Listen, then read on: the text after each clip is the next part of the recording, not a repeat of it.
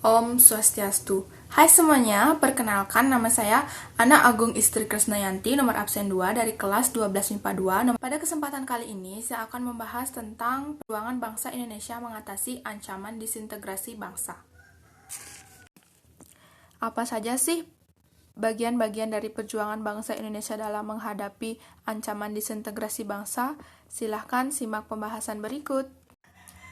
Berikut merupakan mind mapping atau peta konsep dari materi kali ini, yaitu perjuangan bangsa Indonesia dalam mengatasi ancaman disintegrasi bangsa. Bisa dilihat bahwa perjuangan menghadapi ancaman disintegrasi bangsa pada tahun 1948 sampai dengan 1965 dibedakan menjadi 3. Yang pertama, pergolakan ideologi, yang kedua, pergolakan kepentingan, dan ketiga, pergolakan sistem pemerintahan. Pertama, saya akan menjelaskan tentang pergolakan ideologi yang dibagi menjadi 3. Yang pertama, PKI Madiun, yang kedua, G30S PKI, dan yang ketiga, DI atau TII. Latar belakang terjadinya pemberontakan PKI Madiun. Terjadinya pemberontakan PKI Madiun berawal dari upaya yang dilakukan oleh Amir Syarifuddin dan Musuh untuk menjatuhkan Kabinet Hatta. Pada tanggal 26 Februari 1948 dibentuklah Front Demokrasi Rakyat atau FDR oleh Amir Syarifuddin. Penumpasan yang dilakukan pada tanggal 30 September 1948, kota Madiun berhasil dikuasai oleh TNI. Musuh tertembak dalam pengejaran di Ponorogo dan Amir Syarifuddin tertangkap di Purwodadi. Kemudian dilakukannya operasi pembersihan di daerah-daerah dan pada bulan Desember 1948 operasi dinyatakan selesai. G30S PKI. Terjadinya peristiwa G30S PKI karena adanya perbedaan ideologi serta kepentingan antara PKI dan Angkatan Darat menyebabkan keduanya bersaing satu sama lain. Penumpasan yang dilakukan yang pertama, Operasi Trisula di Blitar Selatan, yang kedua, Operasi Kikis di perbatasan Jawa Tengah dan Jawa Timur. Latar belakang terjadinya DI-TII di Jawa Barat. Terjadinya pemberontakan DI atau TII di Jawa Barat ini dilandasi ketidakpuasan dari Kartosoewirjo terhadap kemerdekaan Republik Indonesia. Waktu itu, kemerdekaan RI dibayang-bayangi kehadiran Belanda yang masih ingin berkuasa atas Indonesia. Penumpasan yang dilakukan adalah dengan cara menurunkan pasukan Kodam Siliwangi dan menerapkan taktik pagar betis.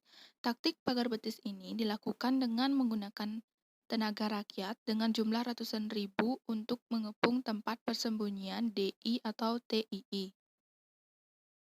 Latar belakang terjadinya DI atau TII di Jawa Tengah. Munculnya gerakan DI atau TII di Jawa Tengah diawali dengan adanya perubahan situasi politik di daerah Tegal, Brebes. Akibat penandatanganan perjanjian Renville, wilayah keresidenan Pekalongan termasuk daerah kependudukan Belanda, sehingga pasukan RI harus meninggalkan dan mengosongkan daerah tersebut. Penumpasan yang dilakukan. Pemerintah membentuk pasukan Banteng Riders dan melancarkan operasi Gerakan Banteng Negara dan berhasil menumpas pada tahun 1954.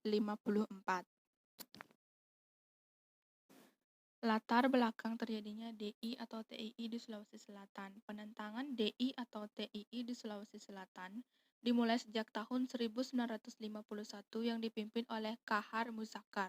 Pada mulanya, kegiatan tersebut berawal dari Kahar Muzakkar menempatkan pasukan rakyat Sulawesi Selatan ke dalam bagian APRIS atau Angkatan Perang Republik Indonesia Serikat. Kahar Muzakkar memiliki kemauan untuk menjadi pemimpin APRIS di daerah Sulawesi Selatan. Penumpasan yang dilakukan untuk mengatasi pemberontakan tersebut, pemerintah bertindak tegas dengan mengadakan operasi militer.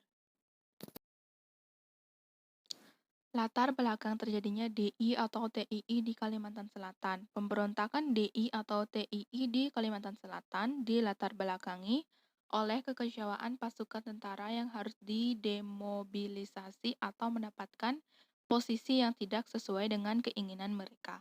Gerakan di Kalimantan Selatan ini dipimpin oleh Ibnu Hajar, mantan Letnan II TNI. Penumpasan. Penumpasannya dengan cara pemerintah RI mengadakan gerakan operasi militer atau GOM yang dikirim ke Kalimantan Selatan untuk menumpas pemberontakan yang terjadi di Kalimantan Selatan tersebut, dan pada tahun 1959, Ibnu Hajar berhasil diringkus dan dijatuhi hukuman mati pada tanggal 22 Maret 1965. Dan saya lanjutkan dengan pergolakan kepentingan yang dibagi menjadi 3. Yang pertama APRA, yang kedua RMS, dan yang ketiga Andi Aziz. Silahkan simak penjelasan berikut. Pembahasan selanjutnya adalah APRA. Latar belakang terjadinya APRA. Terjadinya Perang APRA ini didasari dengan adanya hasil keputusan dari Konferensi Meja Bundar atau KMB pada Agustus 1949. Penumpasan yang dilakukan. Penumpasan APRA di Bandung dilakukan dengan mengirim pasukan untuk menggagalkan serangan APRA ke Jakarta dan merebut kembali Bandung. Akibatnya, tokoh APRA Raymond Westerling melarikan diri ke Singapura, sedangkan Sultan Hamid II ditangkap. Berikutnya RMS. Latar belakang RMS. Salah satu penyebab meletusnya pemberontakan RMS adalah banyak bekas prajurit KNIL, Tentara Kolonial Hindia Belanda, asal Maluku yang kecewa karena pengakuan kemerdekaan Belanda kepada Indonesia. Pada 25 April 1950, Manuhutu di bawah tekanan Chris Soumokil dan prajurit KNIL mendeklarasikan Republik Maluku Selatan. Penumpasan yang dilakukan. Karena upaya damai mengalami jalan buntu, maka pemerintah melakukan operasi militer yaitu untuk menumpas gerakan RMS, yaitu Gerakan Operasi Militer atau GOM 3 yang dipimpin oleh Kolonel A.E. Kawilarang, Panglima Tentara dan Teritorium Indonesia Timur.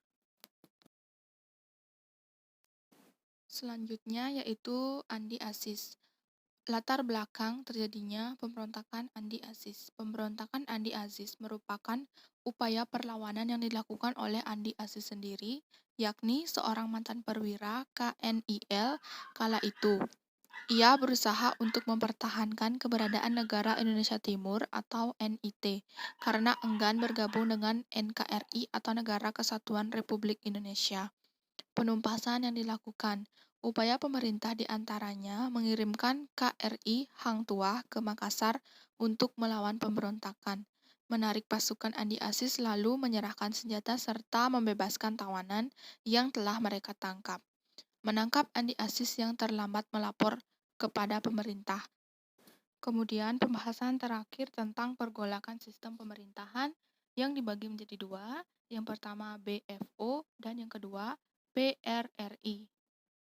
Kemudian saya lanjut dengan BFO. Latar belakang terjadinya BFO.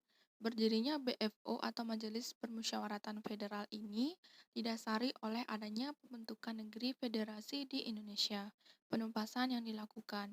Upaya pembubaran BFO adalah dengan pembubaran negara-negara boneka federal bentukan Belanda yang berakibat pembubaran Republik Indonesia Serikat atau RIS dan kembalinya bentuk negara menjadi Negara Kesatuan Republik Indonesia. Pembahasan terakhir mengenai pergolakan sistem pemerintahan yaitu PRRI.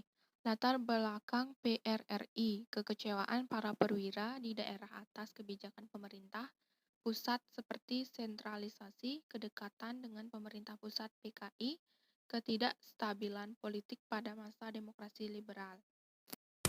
Sekian dari saya tutup dengan Paramasanti. Om Santi Santi Santi Om.